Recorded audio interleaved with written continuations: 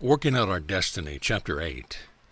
Manifesting our dreams, working with our own truth in making decisions, emptying our ego so God may fill us, giving up our bodies to advance souls, opening our eyes to universal truth. God is real. God is practical. The idea that God is an impractical concept like pie in the sky is ridiculous. The reality is God, for that which is of God does not perish, rot, or fade away. What in your earth plane can take that challenge? What else can that be said of? This chapter contains much that staggers our minds, it causes us to blink in disbelief, but which gives hope that our best thoughts about God are really true. Give attention to your hopes and dreams, and give your ego to God, to His substance, His true being, which is the growth. Then speak the word that you receive. God is filling you with truth that is specifically for your own being, truth that will bring you understanding. When you believe you have been filled with this truth, you will be one with God in your purposes. Give God each picture that comes to mind that He may purify it. Then take the picture He has refined to your inner being for safekeeping. This picture will spring forth into the manifestation of what you have pictured with God's help. This way you and God together will be working out your destiny. Take the picture, the plans and hopes, the expectations of the life you want to live, present them to God. As I reread the above material, I followed the instructions. I pictured my deepest dreams and ambitions, my hopes and expectations. They seem illuminated with a very bright white light, one of the brothers then told me. This bright light is illumination. It comes to you from God. Let these pictures bask there in this light without haste in their development. Know that God is working to refine the pictures even now. Those pictures you wrote down earlier, those you think you want in your life, those are the ones He takes to His truth. The best part of the process is that it always works. Take no thought for the outcome until God refines these pictures. Then be the open mind to receive them back refined to their perfection. They will delight you. They will satisfy you. They will be the heart's desire. You do not express for fear of being too thankless or too unworthy. There is this plenty in the universe with which we can deal. This plenty has nothing to do with the outer things you see, but it is of the invisible. The invisible that will bring forth the many dreams we have when we give our pictures to God for development. No doubt the matter of our thoughts becoming material by our own use of the belief factor and the universal substance gives all of us much pause for concern. Even if we could, should we be doing this? Is it witchcraft? Is it selfish evil impulse? Is it dangerous or self-deluding? That we could be your teachers of evil is unthinkable. There is no opportunity that has come to manifest in mankind He has not resisted if the idea was new. The opportunity is now given to those readers to try for themselves those truths that they have their basis in the truth of God, of the universe. This truth is not just pointing toward our own plane, but it points to your earth plane too. Truth gives ways to solve many of the world's problems. That we would give untruth is laughable. Their brotherhood is incorruptible, for it is created by the Spirit of God. The truth is that which God wishes to impart. It is not hidden. It is tuned to your wavelength. It is the thought energy that opens the mind to all that God has to give. Not many understood this when Jesus was on earth. Not many understand it today.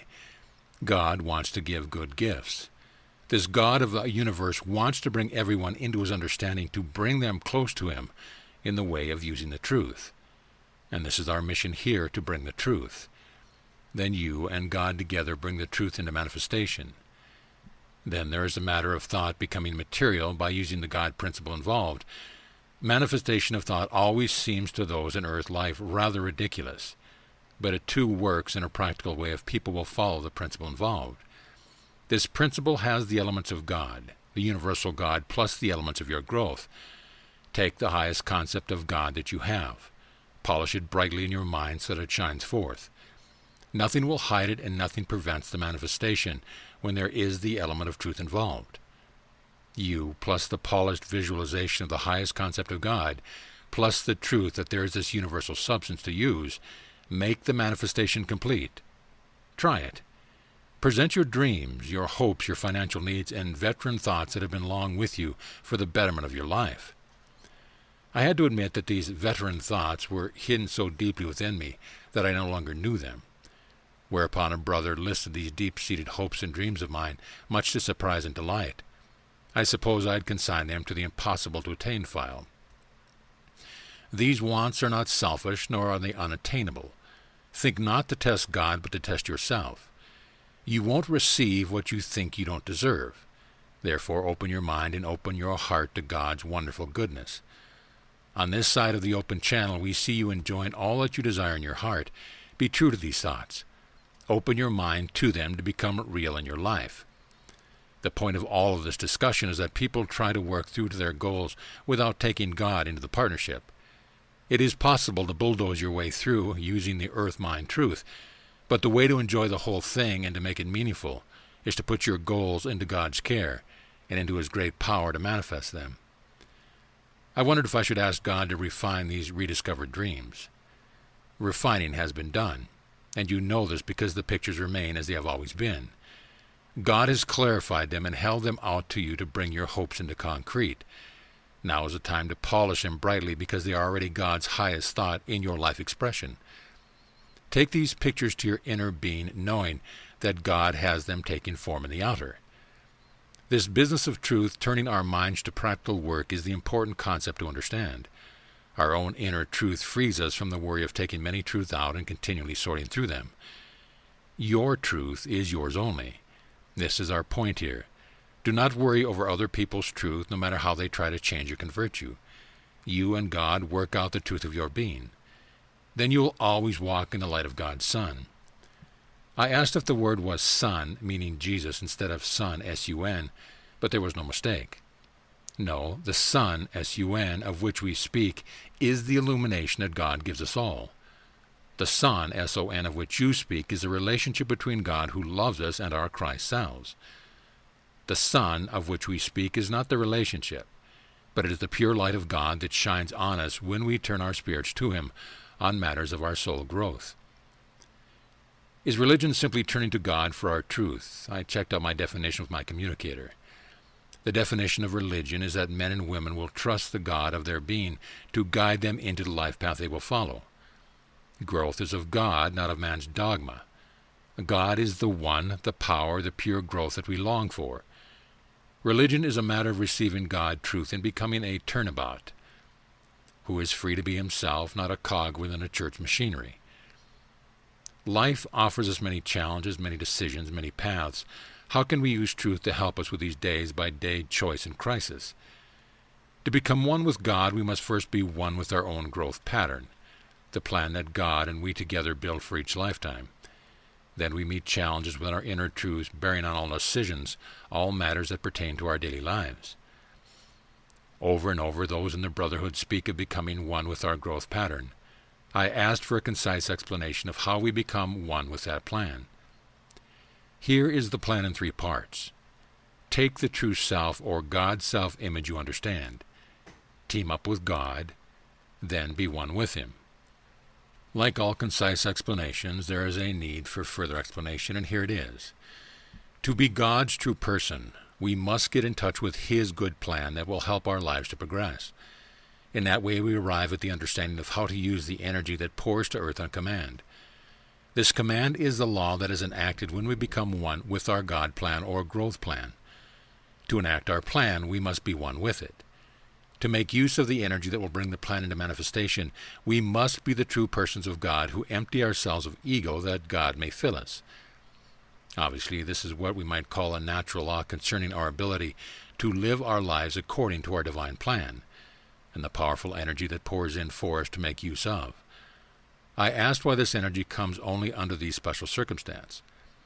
The reason that the energy is the open channel truth pouring through. Only those who can tune into it, those who realize that they are on the right path, will take this energy to use. The others rely on their own egos, their own promises to themselves. They do not look outside their egos to find this energy. I asked for an example. One example may be found in the creative arts where people speak of their illumination or their inspiration. By their own admission, they have received energy from their open channel into their hopes and dreams and thus enacted their growth pattern. They draw from this source as naturally as the water goes downhill at the earth plane. They turn to God's Son, illumination, substance to be filled.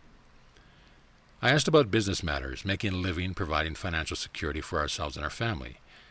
As with all goals, you must give thought to the open channel.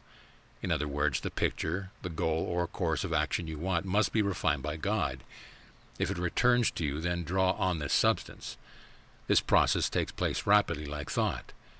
We have explained it step by step so you may understand how it works. 6 months into this project between the Brotherhood and me, I was asked to put my mind in neutral and to try not to force anything at all. Try to be in tune with our tone. To do this, try to hear the right sound, the tone we give you. Try to put your mind into this neutral place and focus on the sound. The sound, the sound, the sound. The reason for this unusual beginning was to prepare me to receive information that I would find hard to believe. What we say now sounds fantastic to those on earth because you have no way to relate to us in these matters. Try to believe without understanding so that you can grasp this concept. In this way, I entered into the day's reception and into a concept that I finally, with mental and emotional struggle, have come to accept. The growth that is made lifetime by lifetime is the way to tell how a person progresses. To progress is to grow. To grow means living many lifetimes. To live these lifetimes, people must enter life through the woman's womb. But there may be some who enter the life plan by another route. These may come through the means of using a body that someone is done with for one reason or another. Giving up a person's body to another is the right of the one giving it up, the right of the person who no longer wishes to live on the planet Earth. Therefore, he or she gives up the body to become spirit. Another spirit who wants this body takes it over and continues a life experience. The one who comes into this body has a new plan, new energy, and a great consuming desire to accomplish the plan. At this point, the particular human life begins to change for the better. This new person holds the same memories and the good ties with friends and loved ones. Therefore, the new person gives us the true personality that was expressed before, but with refinements. The refinements on the new personality are the soul's truth interposed there. In that way, the person who is coming in may go ahead with the life. These persons who re-enter in this manner try not to disturb anyone. They become the beings that try to mold others into new creatures free of dogmas, free of fears, free of superimposed beliefs that obscure their own spiritual values. They touch the life on this earth in better ways than the first owner of the body, and this new owner has more impact upon the general growth. This transfer of souls is practical because sometimes people really want out of this lifetime. They either commit suicide or they give themselves up to the great reluctance they have over living. In other words, they either kill themselves or they kill their growth plan. Either way is not good, of course. It is much better to step aside and give your body up to another soul who will use it for good. This changeover is easy to do. First, just decide you want to allow another soul to take over your body. Then await our help. There will be a time set for the change, and usually there is a dream to indicate the exchange. Then there is a mere shuffling of spirits to make the exchange perfect. Certainly this exchange is much better than killing oneself or trying to live miserably, enduring but not growing. Giving up your body to another is like giving a brother human being a transplant. These new personalities or souls will be the ones who advance quickly to the execution of their plan. They will be helpers to the rest of the people. This is an opportunity to put your body to great use in its entirety, not piece by piece after death. Think on this plan, then instead of great despair taking you out of the earth picture, let another spirit take over. Your body personality will continue and prosper and become the worthy thing you would wish to be. And never worry over children or other concerns, for the new soul is as committed as you to all these responsibilities. Therefore, you can let go of your body without fear. This concept is the best plan we have here to use advanced souls who can bring more peace to the earth plane. These persons can be the ones to bring new knowledge and wisdom to bear upon earth affairs. They will be the ones to lead people through difficult times. I have read Ruth Montgomery's book, Strangers Among Us, in which she outlines the same plan with many examples and details. Little did I know at the time I read her book that I would ever be receiving a similar description of the process in which one soul gives up a body to a second soul. I asked how the second personality is chosen.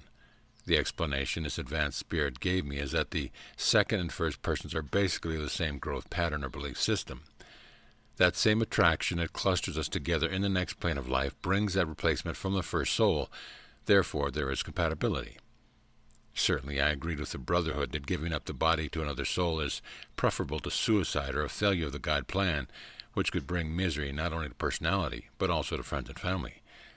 Though the concept is hard to believe, I must accept it, for I am one of those whom came to this body in this mature year. When those in the Brotherhood informed me of this charge, this re-entry to life through this body. I did indeed resist it, though I knew I had changed in recent years. I tried valiantly to find plausible reasons for these changes. Since the second soul enters the body and retains that body's memory, I am not aware of any specific time when this happened. However, I do know I hit a low period in my life. I felt terrible most of the time, and life hardly seemed worth living. I suffered from depression, and I longed for the past instead of finding joy in the present. One day I became aware of a new optimism and a keen interest in my life. I knew sugar was bad for me, and I began to cut down on my intake. Later I discovered I had diabetes and researched the disease, determined to control my blood sugar with diet only. I developed a sudden interest in playing a small musical instrument and was drawn to the recorder, a 14th and 15th century instrument. Many people have asked me how I knew it, why I wanted to play it. I have no answer that satisfies me or anyone else. I simply knew the recorder was an instrument I wanted. And of course, there is this new writing. One close friend pointed out certain changes in me, and my husband wondered aloud if I am the same person he married. Various brothers explain the re-entry this way. The truth is that one to occupy the body, your body, is not the original person who came in the days of birth, but a new soul, the new one who wonders if she can fulfill her mission here to write this book. And this is why you came.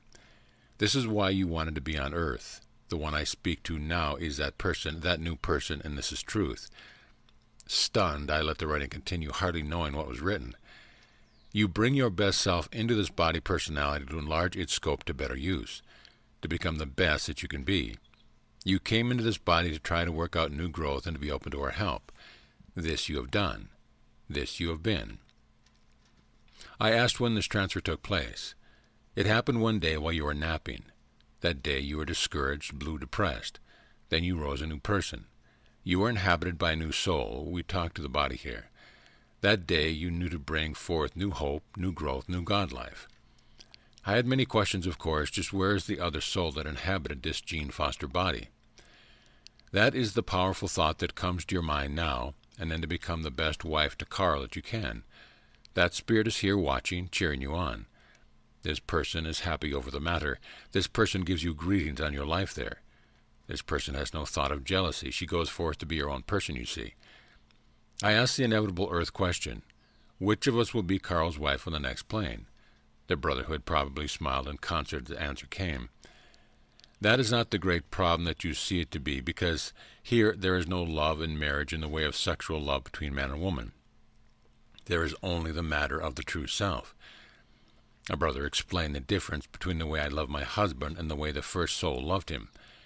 She loved to the point of self-sacrifice, and you love to the point of trusting your own God self more than you trust your husband.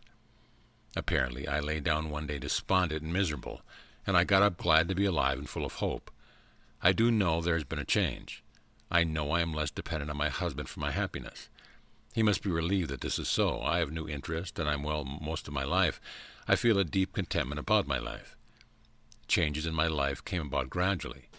Many times I felt that my mind was training my body to become more mental and less emotional. My source at advanced spirits reached into my being with the understanding that the first soul need not suffer in the way she was doing, so I, the body, became available. Then you, the soul, entered. The situation that caused despair straightened itself out. You brought peace to the body, to that marriage, to the entire household. Later I asked about the life readings they gave me earlier, and I wondered whose they were. The life readings that you refer to are your own readings. The body has nothing to do with life readings. This is not a physical matter, but a spiritual matter. The number of questions that arose in my mind seemed unlimited.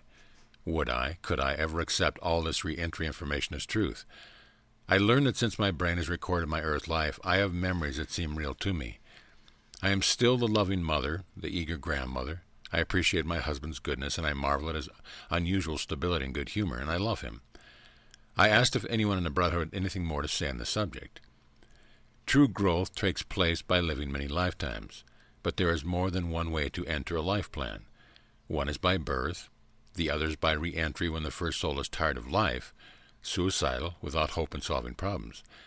Then it is time to relinquish the body to another who will take on the problems and solve them.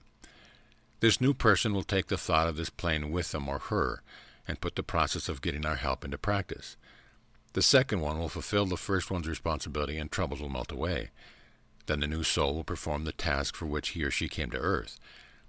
The business of the open channel being the contact is fresh in the God mind of the second soul, and that soul will move faster than toward the truth. Then will come the true purpose and the pure, untroubled substance that God has for those who wish to manifest. It has not been easy for me to share the personal part of this concept because it's difficult to let go of personal ego and pride. What will people say, I ask myself? Will my friends think I'm strange?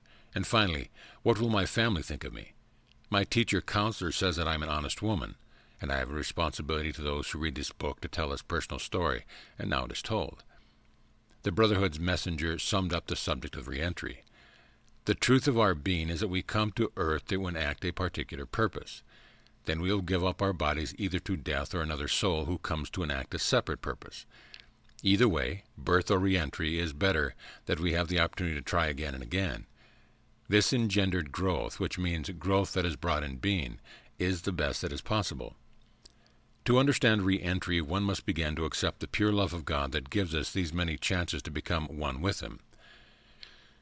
To fully accept the truth of this re-entry, be into the thought of God that unifies the truth of our souls. He gives us more of Himself in each growth advance. He wants us to be one with Him, even as Jesus was and is one with Him. This oneness is possible and not improbable. This oneness, the optimum potential expressing fully, gives us the pure understanding that empties us of personal ego and gives us pure truth by which we live. Then we open our eyes to all the universal truth, the great openness of God, which gives us unlimited freedom of expression. There is nothing else that we can call this pure oneness with God except pure freedom to express the wondrous things that are written. Some thought stimulators. 1. God will help us purify our earthly plan. List your hopes, dreams, and ambitions, asking God for help in refining each. What new insight do you receive? 2. Enacting your goals with God as your partner brings you into oneness with God. How can this benefit you? Inner work. The Brotherhood of God is ready to assist you and await your call. Together, work with God to receive your own inner truth that frees you from sorting through the truth of others. End of Chapter 8.